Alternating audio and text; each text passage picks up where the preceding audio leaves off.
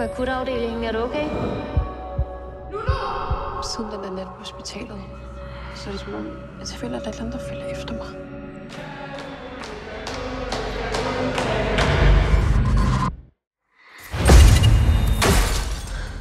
Hjælp mig.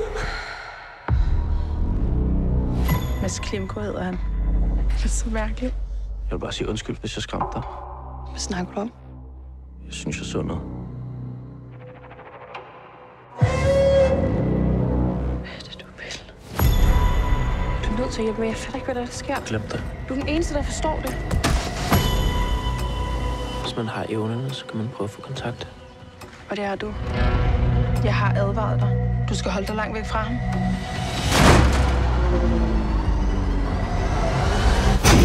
Mads? Og please stop. Vi kan ikke stoppe.